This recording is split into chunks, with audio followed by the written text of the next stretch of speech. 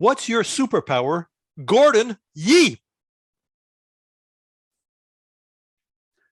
Superman has Clark Kent. Spider-Man has Peter Parker. And me, this calm, coherent, and confident speaker that you see before you tonight, I have Gordon Yee. What is it that these larger-than-life super egos all have in common? It's that in the background is someone that appears to be less, but is in fact so much more. This meek, mild-mannered introvert. Mr. Contest Chair, fellow Toastmasters and guests, I am an introvert. Now, I know what many people are saying. Lots of you have met me in real life and you're saying to yourselves, Gord, no way are you an introvert. But I can tell you beyond a shadow of a doubt, I absolutely am. And I know I'm an introvert because every single time that I go on a business trip, I would much rather be in my hotel room alone than down in the bar making small talk with strangers. I know that I'm an introvert because every time that I walk into a crowded room, I make a beeline for someone that I know.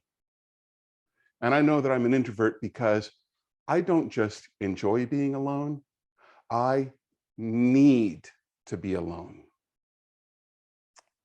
But for years, I lied to myself about that. Because who would want to be an introvert? What has society always told us about introverts?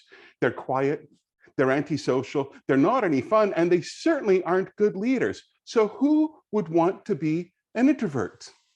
So I lied to myself. And I'm not alone. In Susan Cain's 2012 book, Quiet, The Power of Introverts in a World That Won't Stop Talking, she even says, some fool even themselves until some life event jolts them into taking stock of their true natures. March of 2020 was a jolt to a lot of people.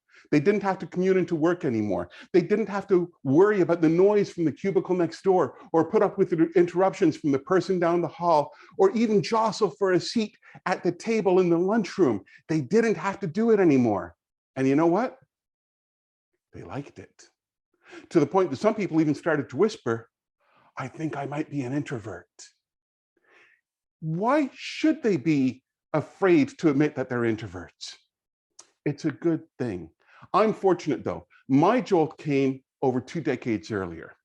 It was 1999 and I had been offered a job in sales. In the 2 years previous, I had lost my job, started a business, failed that business, lost my life savings. I had a wife, a son, and a mortgage. So things were a little bit stressed. And being offered this job was an opportunity at a real career, something that could put me on the path of where I always thought I could go, but had no idea how to get there. But this job could do it. But I knew that I could never succeed if I continued to be the shy, introverted person that I had been for my entire life. I needed to change. The first change came when I realized how my energy works. Nowadays, we would call this the social battery, but back then we didn't have this term. But what I realized is that if I take some time before any stressful social interaction and some time afterwards, I can actually enjoy myself. This is why I show up early to a Toastmasters meeting. I take that time before so I can psych myself up and get ready for it. And then afterwards, I stay up for a little while and I let the energy bleed off, the stress bleed off. And that really makes the event enjoyable. The next thing to understand was my triggers. You see, being an introvert is not a lack of sensitivity, it's actually a hypersensitivity as we get all these stimuli coming at us. And that is what causes us to shut down.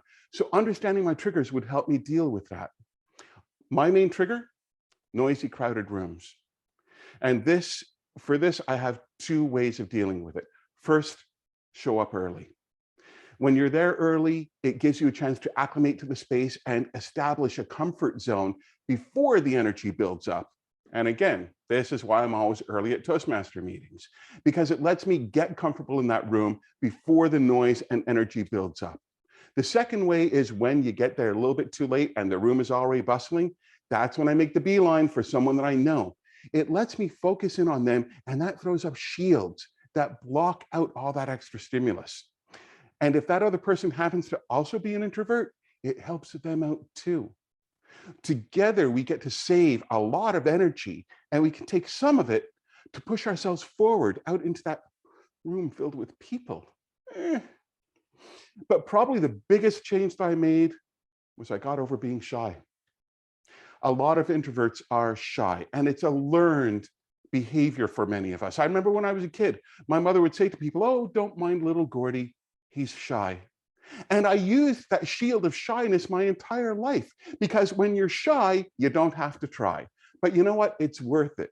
Force yourself to get out there, learn to adapt, put yourself out in the forefront, because shyness is the shield that you choose to use. So get over being shy. And once I did all those things, then I was able to reap the benefits of being an introvert.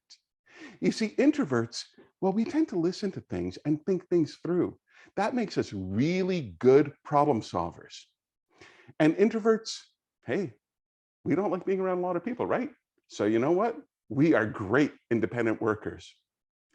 And you know what the best thing is of all is that introverts, they think that we don't like to talk with people and everything. No, no. It's small talk that we tend to avoid, but we love to go deep, which means that if you engage with us in a conversation, we will get to know you really, really well. And that makes us very compassionate friends and leaders. You see, Mr. Contest Chair, fellow Toastmasters and guests, that is my superpower, that I've learned to overcome the limitations of being an introvert and instead embrace the benefits, allowing me not only to succeed in a world designed for extroverts, but to excel and really grasp my opportunities. That is my superpower. What's yours?